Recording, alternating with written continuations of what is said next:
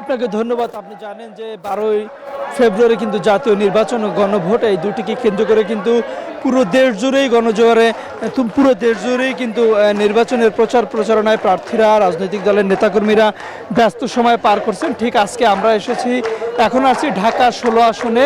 এটি পল্লবী ও রূপনগর নিয়ে আসন। এই আসনটিতে কিন্তু বিএনপির প্রার্থী আমিনুল হক, তিনি উত্তর বিএনপির আহ্বায়কও। তো এই প্রার্থী কিন্তু এখান থেকে আজকে প্রচারণা শুরু করবেন 12তম দিনে। সেখানে এখন পর্যন্ত যদিও আমিনুল হক এখানে আসেননি, তিনি আসতেছেন, কিন্তু তার আগেই কিন্তু এই জায়গাটি নেতাকর্মীরা পুরো ভরপুর হয়ে গেছে। তারা স্লোগান দিচ্ছেন, ধানের শীষে ভোট চেয়ে। আশেপাশে যে দোকানপাট বা যে জনসাধারণ বা ভোটাররা আছেন, তাদের কাছে তারা ভোট চাইছেন আমিনুল হকের জন্য। 12 তারিখ ধানের শীষকে বিজয় করার জন্য কিন্তু তারা এই সকাল থেকেই, প্রার্থী আসার আগেই কিন্তু তার কর্মী সমর্থকরা কিন্তু এখানে চলে এসেছেন। তো সর্বোপরি এখন পর্যন্ত এখানে অনেক নেতাকর্মী আছেন আমিনুল হকের, অর্থাৎ বিএনপির অনেক নেতাকর্মী আছেন আমিনুল হকের পক্ষে বা ধানের শীষের পক্ষে প্রচারণা চালাতে আমরা দেখতে পাচ্ছি।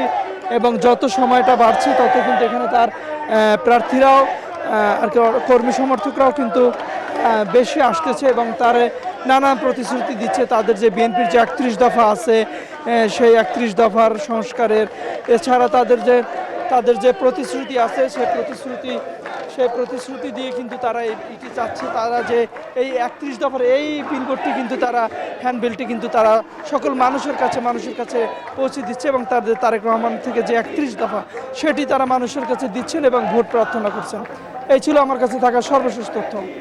তাহিদুল ইসলাম, ধন্যবাদ আপনাকে। অবস্থান করছি লাকসাম উপজেলায়, যেখানে ইসলামী আন্দোলন হাত পাকা প্রতীকে তারা আজকের এখানে সমাবেশ করছে। এখানে একটু পরে উপস্থিত থাকবেন তাদের যে আমির রয়েছে মুফতি রেজাউল করিম। আজকের এই সমাবেশের মধ্য দিয়ে তাদের যে কুমিল্লা 11টি আসনের যে প্রার্থী রয়েছে, সেই প্রার্থীগুলো তারা এই মুহূর্তে তারা এই প্রচারণার মধ্য দিয়ে তাদেরকে জানান দিচ্ছেন। কুমিল্লা লাকসাম স্টেডিয়ামের মধ্যে আজকে তাদের এই জনসভার মধ্যে প্রার্থীরা উপস্থিত হয়েছেন। তাদের এই প্রার্থী এবং সমর্থক ভোটার সহ তারা এই জনসভায় তারা অংশগ্রহণ করছেন। আমি একটু দেখানোর চেষ্টা করছি যে আসলে মিছিলে এই স্টেডিয়াম মাঠটি কানে কানে পরিপূর্ণ হবে, এমনটাই তাদের আশ্বাস। এবং একটু পরেই এই ইসলামী আন্দোলনের যিনি আমির রয়েছেন মুফতি রেজাউল করিম, তিনি আজকের এই সমাবেশে উপস্থিত থাকবেন এবং আগামী নির্বাচনে যে নির্বাচনী প্রচারণা এবং প্রার্থীদের এবং কিভাবে তাদের দলকে বিজয়ী করবে সেই বিষয়গুলো নিয়ে তারা বিভিন্ন রকমের নির্দেশনা দিবেন, এমনকি আপনাদের দেখানোর চেষ্টা করছি। এবং বিশেষ করে আপনারা দেখছেন যে হাতে নিয়ে বিভিন্ন রকমের প্রার্থীরা তাদের প্রার্থীদেরকে সমর্থন দিচ্ছেন এবং হাত নাড়িয়ে তাদেরকে স্লোগান দিয়ে তাদের শক্তি এবং উপস্থিতি তাদেরকে জানান দিচ্ছেন। আমি আরেকটি বিষয় জানিয়ে রাখি যে এই কুমিল্লা 11টি আসনে এই ইসলামী আন্দোলন তারা নিজেদের দলীয় প্রতীকের তারা নির্বাচন করছেন।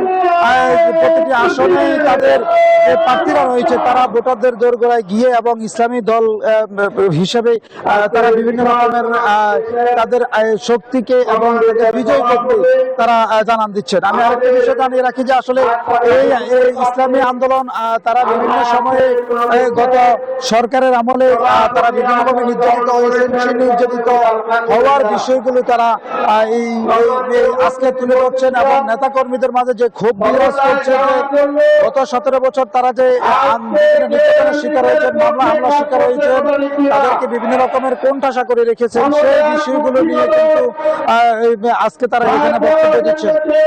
আমি আরেকটি বিষয় জানিয়ে রাখি এই লাকসাম স্টেডিয়ামের মধ্যে কুমিল্লার যিনি প্রার্থী আছেন সেলিম মাহমুদ এই প্রোগ্রামের আজকে সভাপতিত্ব করবেন এবং তিনিও এই হাত পাকা প্রতীকে কুমিল্লা লাকসাম মনোহরগঞ্জ এই দুটি আসনের মধ্যে নির্বাচন করছেন।